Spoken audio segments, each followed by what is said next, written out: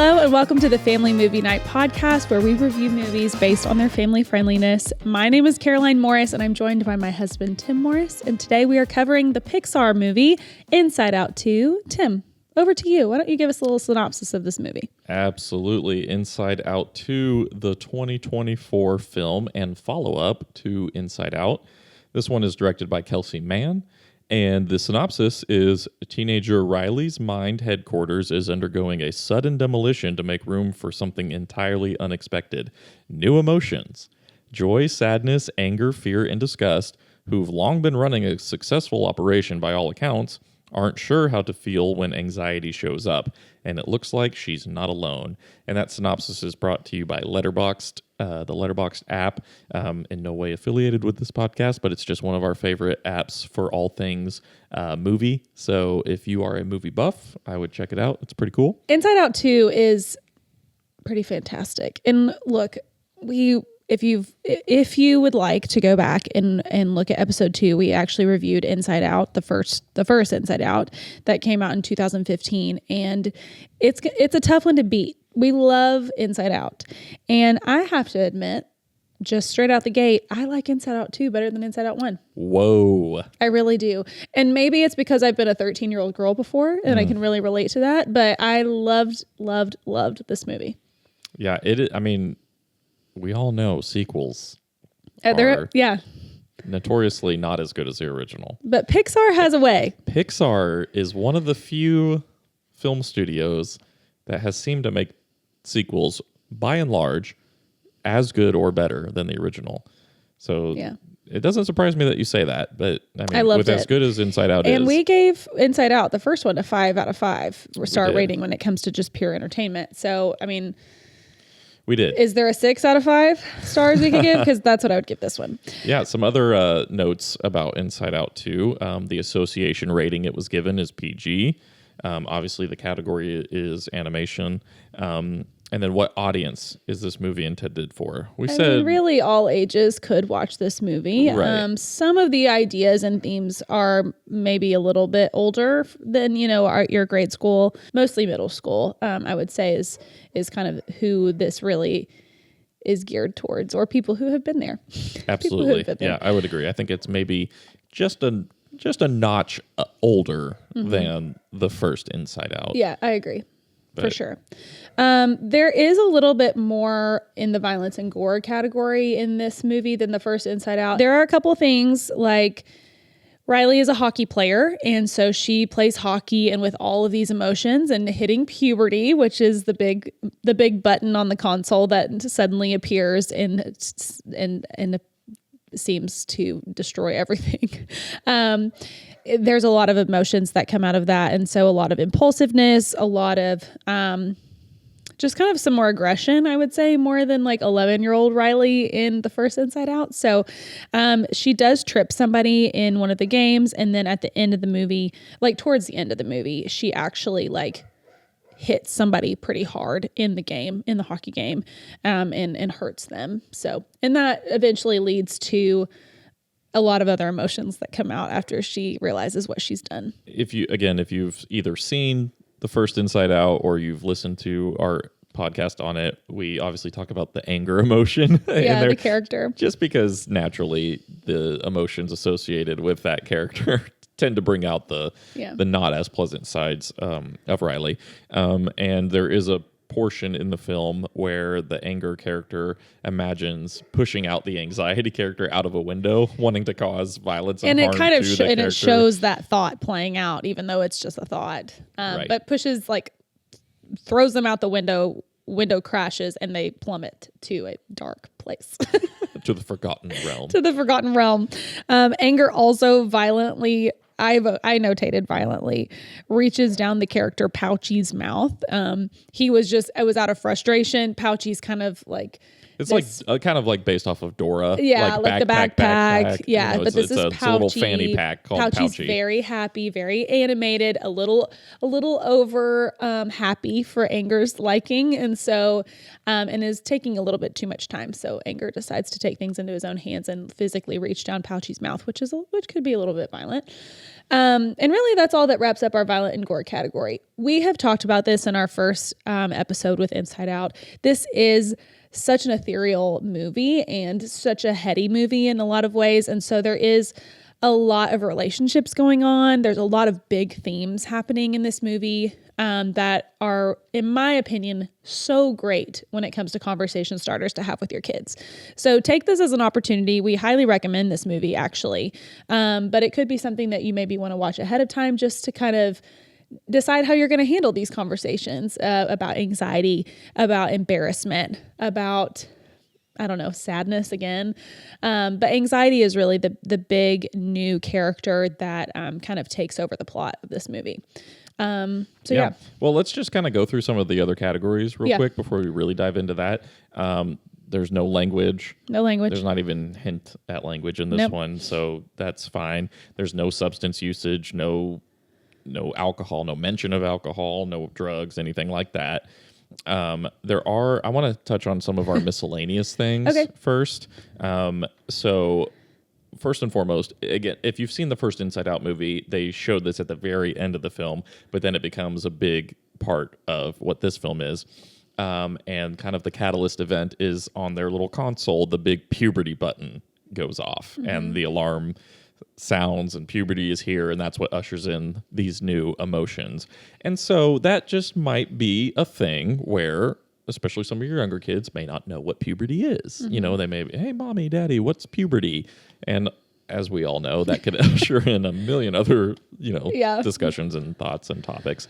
So that is something to be aware, because it's not just a passing thing, or it's like in the first film where it just shows it at the very end of the film and it's kind of just a throwaway thing almost. It is the main point of this film is that Riley is now starting puberty and there's more emotions that come with that. So along those lines, the character embarrassment, when he gets embarrassed, he kind of pulls his drawstrings on his hoodie and hides his face, and he turns around and bends over, and there's a couple times where the little top of his butt crack shows out of his pants. Again, with the butt. I don't know if you've watched our review of Inside Out, the first one, but they unnecessarily, in my opinion, show the butt. And I'm like, why are we doing this? It's unnecessary. It doesn't need to happen. Right. And, it's a funny aspect. It's funny. And I get it. it's just, but when you're dealing with kids and, everybody's so different, and parents are different as to what they want their kids to see, or just anything. So we just want to make you aware of that, because that's what this podcast is all about, just making you aware. And that takes us into the next point, which again I think generally is unnecessary, but it's really not that big of it's not drawn a lot of attention to or really made a big deal or anything, but it is something that your kid might notice, is that there is a locker room scene and there are some high school girls in a sports bra in their locker room. Now again, I'm more on the modest side of things, so I feel like that's a bit unnecessary, but it's no attention is drawn to it, and your kid may not even notice it, but it's something that you should know. Right. It's not sexualized. No, it's not at all. Anything like that. It's very subtle, but it is there, and especially that's kind of why at the beginning of this podcast we say maybe this one is a notch up, in the age range. Yep. As opposed to the first Inside Out, just because of those kind of things. Yeah. And you're dealing with high schoolers, which again also brings us to our next point, just kind of ushers in a new level of independence when it comes to self-expression. So you have different colors of hair, you have facial piercings and earring piercings and all these things that the middle school characters haven't quite experienced yet. So that's also new. And then probably the big moment that leads to everything that you might want to know and is coming is that Riley has an actual anxiety attack. So you want to talk about that? Yeah, that's a very real moment too. Big part of the film. The character anxiety is kind of the big antagonist of the film. And I'll touch on that a little bit later too, because I want to dive more into that. But the character anxiety, she's kind of the antagonist of the film, and she is trying to do all of these things to keep Riley safe and protected, as our anxiety normally does. And all of those scenarios and all the measures that she tries to take, and all of her efforts that are meant for good end up just literally spiraling her out of control, and she just gets frozen and stuck and kind of glitching, which is, as anybody who has had any anxiety knows, kind of that's what it feels like almost. And so there just is a really real moment near the end of the film where that anxiety character really gets stuck, and therefore Riley really she's heavy breathing. You hear her heartbeat. Yeah, she's sweating. She's looking down. She's, like she feels very tense and very stuck herself in that moment. And so it's not even just, I'm kind of anxious about this. It's like she's having a full-blown anxiety attack. Has completely taken over, for sure. Yeah. And so that's something that some of your kids may have never dealt with before. Or maybe they have started to deal with something like that and have no idea how to put that into words, so that is something to be aware of, and maybe something to have a good conversation about. For sure. And that also kind of takes us into our next category, which are just general themes of the movie, some positive, most positive. But a couple of things to notate as well is that a lot of, you hear Riley start to have some negative thoughts about herself. And a lot of that is driven by anxiety. So, I'm always over here, trying to think of every detail or every little thing that a parent could come across when it comes to these movie reviews and it comes to watching these movies and having conversations with their kids. And, it's certainly not the intent of the movie, but a parent, a child could learn how to talk poorly about themselves, I guess, from this movie in a unique situation. So that is something to consider.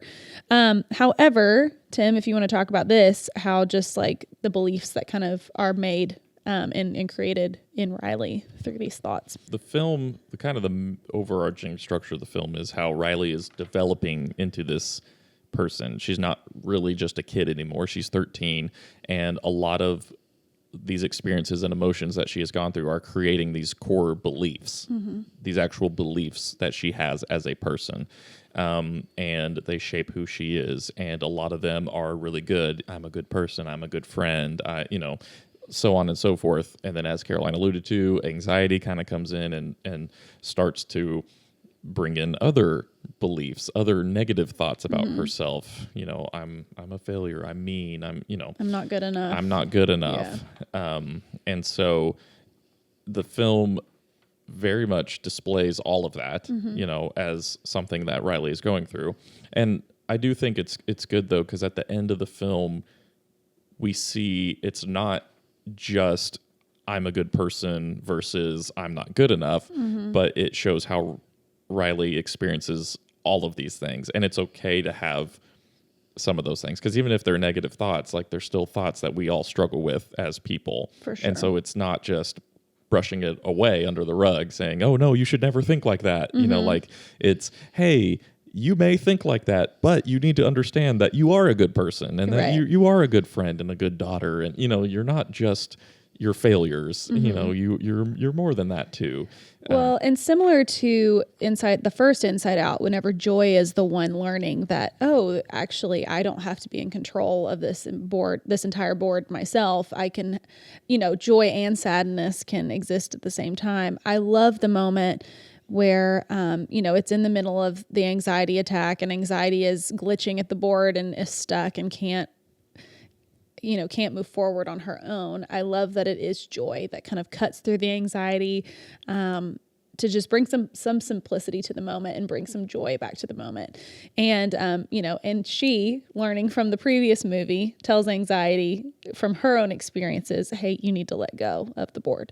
So it's really a great movie when it comes to things like that. And I think they do a really great job of tying both movies together. Yeah. And one thing I'll say, I said this in our last episode on Inside Out 1, but they do the same thing here, and even more so, I think. But although for the majority of the film, the anxiety character is the antagonist, they do a good job of not vilifying her. Totally. It's not that, hey, your anxiety is the bad guy. It's that, hey, whenever your anxiety is out of control and not regulated by other emotions, it can lead to negative outcomes.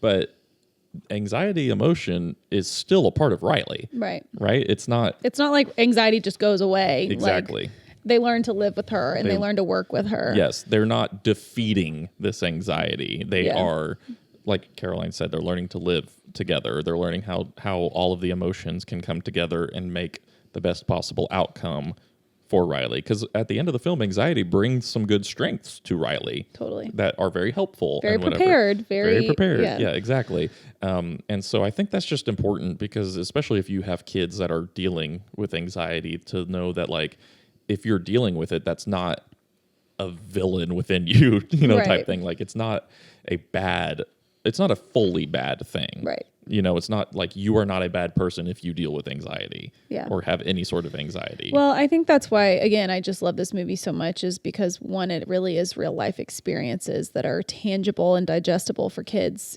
as they may be starting to experience some of these things, or, this is just kind of a cute movie to visualize and put a visual element to these real life things that they may end up facing in the future. Yeah. So. I'm a dad, so obviously I love puns. And this movie they're not like intentional puns with like to be a punchline, Right. but it's so creative though, because they have like a train of thought, and it's a literal train, and they have a big divide that is the sarcasm, and so it's just funny things like that. So creative. It's so creative, and they really do a great job of personifying these emotions and building this world in which they live inside of our minds. And so, yeah, it's awesome. It does a really good job of that. One thing that we do need to mention though as well is it is subtle, but there is a moment early on in the film where Riley's parents are driving her and her best friends to a hockey camp in which they're going to be gone for a couple nights. And the dad makes a little wink, wink, nudge, nudge comment to his wife about, they're going to be gone for a couple days. What are we going to do? Hint, hint. And kind of gives like a little, doesn't he like bite his lip or something? Yeah, he kind of raises his eyebrows, maybe bites the lip a little bit, throwing on his charm to his wife. I don't know of a single child that would pick up on that, but the child probably most likely won't. It's one of those where that is for the parents. That's a joke for the parents. But again, that's why we're here. That's why we're here, is to let you know those things are in it in case it comes up. Yeah. You know how to be prepared. And especially like since this movie is a little bit geared for older kids, there might be some older kids that do get it. All right, let's get into the personal review and the personal preferences on this movie. Tim, how did you like it? Well, we've already alluded to it a little bit. It's a great film. It's a really good film. Okay. I do have a butt on this one. And we've already talked about the butts. And we know how Inside Out has the butts. I don't enjoy this one as much as the original, mostly because I, unlike you, have never been a 13-year-old girl. And that is why I love this movie more than the first one, is because I have been a 13-year-old girl. It is slightly less universal than the first one. I agree. I do agree. That was something we actually initially talked about, like straight out the gate on watching this movie. Yep. Still does a lot of really good things, still is very relatable, still is an enjoyable film, all that stuff. But it very much is hearkening back to what it's like to be a middle school, early teenager, going into high school aged girl, specifically. And so for that reason, it just was a little less relatable for me. Like I said, still love the film, still great. But I just, on my personal preference list, it gets knocked back just a little bit, just because it felt a little less geared for me personally.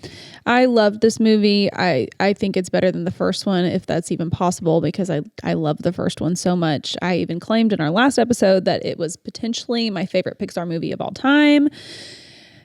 And I love this one, I think, more than that one. And I think it is just, I think I'm enjoying it as an adult. I don't know if kids would like the second one as much as the first, but I think I just love the complexity of the emotions. And I really do love the way that they portray anxiety and the panic attack and all of that that huge moment. I love all of that. Yeah. And don't get me wrong. So little personal anecdote, I switched schools in my 8th grade year. So I went to a brand new school in 8th grade where I knew nobody. Yeah. And honestly, very similar to Riley. One of the first things I did was I went to a basketball camp with kids that I did not know. She switched schools in Inside Out 1, the first one. That's true. And then she went moved, to but she had already hockey, made friends and all that she kind of has stuff. friends and stuff at the hockey camp in Inside Out too. Yeah, but she's finding out that she's going to a different school than her best friend. So she's now That's at this true. new high school. She's not going to know anybody. So she's trying to make friends at this hockey camp for this new sports team that she's going to be a part of. So very similar I had a very similar life experience. I went to a brand new school in 8th grade, didn't know anybody.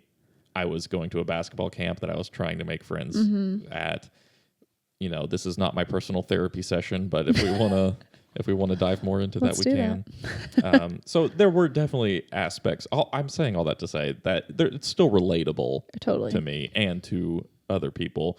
Just slightly less because it is a little bit more focused on the experiences of a teenage girl. Right. There are a lot of moments of potential peer pressure or just like wanting to impress the older, cooler kids, you know, a lot of kind of giving up of self to be able to fit in. And there's a lot of that are great conversation starters for any age kid, especially that age. And with being there myself, you know, a few decades ago, it is kind of crazy, you know, to just watch it play out and animated like that. It's very funny and very cute and creative, but also hits on those real life topics that I just kind of touch on your heartstrings and that you really can relate to. All right, let's talk about the ratings then. Like, what would you give the family friendliness rating on this out of 5 stars? I mean, I'd probably go 4 out of 5 still. I would too. Like we said, there's a few subtle moments, but overall. Yeah, and I think just the fact that you have older kids in this movie already, I think probably knocks the star off of the family friendliness rating. Right. Because it just doesn't apply to everybody in the family. Agreed. Age appropriate rating. Do you feel like the association rating of PG is appropriate? I do. It's obviously not a G film, but there's nothing in it that should make it a PG-13. Totally. I agree.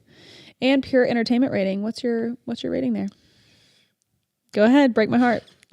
This is the single most category where we will differ the most. I got to go 3. Oof, that hurts. 3 for me, again, just so you know. And you gave it, let's just recap for the people. If they haven't seen episode 2, which by the way, you can go back and watch on all of our channels and platforms and accounts or whatever. Tim gave Inside Out 1 a 5-star. I did. Now we've jumped down to a 3. It is 3 for me is just baseline. It's a good movie. Would you watch it again? Probably not. I would watch it again if like my kid wants to watch it with me, or I need to watch it again for the purpose of reviewing it on a podcast. That's all I need to know. You know, but I'm probably not on my own going to seek it out again. I give it a 5 out of 5. And we know out of the two of us, I am the more generous with the star ratings, but it really is a fantastic movie. It's still highly recommended. Yeah, you got to see it. You're just trying to dig yourself out of a hole now. Well, I may be too far deep into it now, but guys, thank you so much for watching the Family Movie Night podcast. We just appreciate you guys for tuning in. Please like and subscribe to this channel, this account, whatever you're watching it on. We are on Instagram, TikTok, YouTube, all the podcasting platforms where you can listen to audio podcasts. Please share it with a friend. Tell your other parent friends out there that we exist and that we're out here helping you out, so you don't have to sit and watch movies multiple times over with your children. And leave us some reviews. Yeah, we're reviewing these films, but leave us some Let us know if you agree. Let us know if you disagree. Yeah. Most likely you're going to disagree with Tim more than you will me, but you know. That's why I'm here for. I'm here to be the dissent. Anyways, thank you guys again for joining us, and we'll catch you next time. Bye.